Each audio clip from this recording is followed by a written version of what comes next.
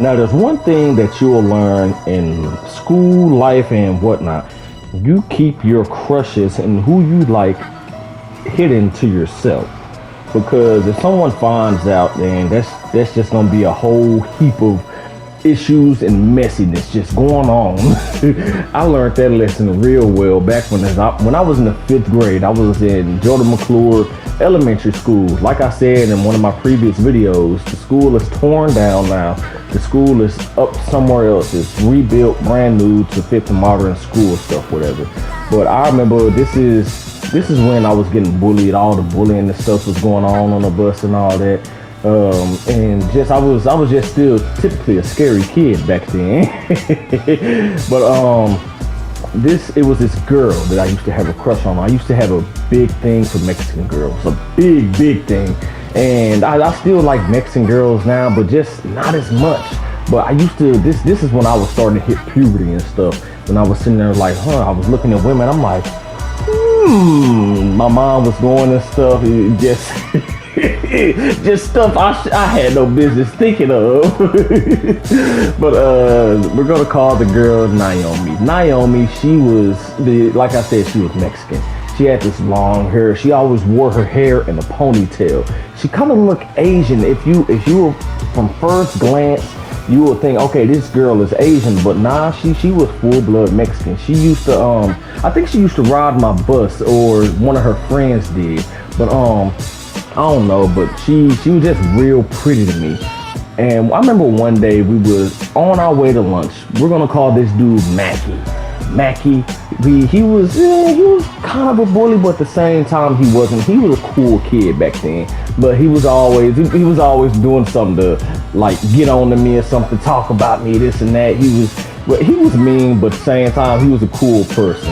I still talk to him now. We work together and whatnot. But I was sitting there, he walked up behind me, he tapped me on my shoulder. I'm like, oh man, he about to start doing some crap, man. He said, hey Carlos. I'm like, I said, yeah. And he said, hey man, I heard you got a crush. I'm like, nah. So what happened was everybody had found out. I don't know how everyone found out in the school that I had a crush on her, but I was steady denying it. People was believing it. I was saying, nah, I have a crush on someone else. It was like, who? I said, I ain't gonna tell who, because that is, kids are mean, man. Kids are mean. And I was sitting there, I'm like, I'm not telling y'all who I got a crush on. And he looked at me, he said, you lying to me. I feel like you lying to me, man. I'm like, nah. I said, I'm not lying to you, bro. I said, why would I lie to you? And then he said, oh, your journal says otherwise. I stopped. I'm like, my journal? What are you talking about? Now, thing about me is, when I was in 5th grade, I have extremely bad ADHD. I would zone out, sit there in class. So what I started to do, so the teacher wouldn't call home to my mama, is I would sit there and start just drawing in class, drawing. And when we have a test or something, I was like, that's how bad my ADHD was. Now, what was in there? It wasn't like a diary, but this is what it was. It was just drawings I was drawing down on, and then on one page I had drew her out and drew me out. We were sitting right there kissing. It was raining and all of that. And then I had her name right there. The arrow was pointing down. It was said Naomi, and then it had me right there. And then, so what happened was Mackie, he pulled the journal out of his backpack, and then he said, this journal says otherwise, Carlos. I looked, my heart dropped. I'm like, oh my God. I said, my journal that was been missing for like 2 days. I said, he had it. He was going through looking at it. He knew all my personal secrets. He knew about the time my mama beat the mess out of me. She beat me in my underwear. My mother beat me in my underwear. It was the year before when I was in elementary school. And what had happened was that, I'm not going to spoil it, but I had did something. I brought something to school I didn't have no business bringing. I'm going to have to share that in a different story time. But he said, yeah, I seen when you wrote down there how your mama beat you when you was naked and stuff, or in your underwears and all that. And you got a crush on her, man. You know she got a boyfriend, man. He was just saying this all quietly and sadistically and stuff. I was scared to death because I'm like, I pray to God he doesn't tell anyone. I looked at, I said, look, man, hey, look, please don't tell anyone. He said, I ain't gonna tell no one, man. He was saying, I would just want to let you know that I found your journal, and if you ain't got no business liking her, man. I'm like, look, I said, a boy can't dream. You gonna crush my dreams like that, man? So we walked into the lunchroom. I'm sitting there I'm terrified. I'm just terrified that he knows. I'm just praying that he doesn't tell her. He didn't tell her. Well, now that I remember, she was out sick for that day because she was in my classroom. I was so glad that she was out sick because I know he would have told her. And we was walking through the lunch line, getting our lunch and everything. And Mackie, we all go to sit down. We all just sitting bull crapping, and we just being kids and whatnot. Mackie, he yells out, "Hey, you all want to know something? Carlos has a crush on Naomi." I'm like, I changed code. I literally changed code. I sat there, I put my hands in my face. I didn't know what to do. I was scared to look around.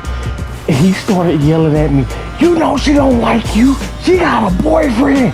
She got this, she got that." And everybody sitting there just looking at him, looking at me. He is whooping me.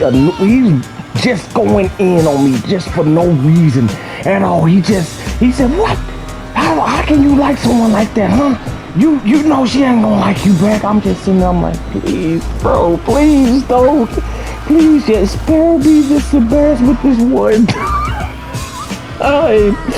I'm sitting there, I wanted to cry because I was so embarrassed. And that I think of this is funny now because I was just sitting there. He yelled out, he said, Hey, Jose, Carlos like your girl. And I was sitting there with my hands just buried all in my face. He said, "Oop." He looking at you. I'm like, oh man, why is her boyfriend at this same exact lunch period that we had too? I'm like, oh my God. I was just ready for it. It felt like 30 minutes. It felt like 2 days we were sitting in that cafeteria. 2 whole freaking days. I was so embarrassed sitting at that lunch table. That was the worst. I mean, the worst. Do y'all not know what I mean? Kids can be little douchebags and buttholes. And it just got worse from there. He literally sat at the table. He said, "Hey, everybody, on 3, we gonna yell at Carlos like Naomi. 1, 2, 3. He yelled it out. Nobody else yelled it with him.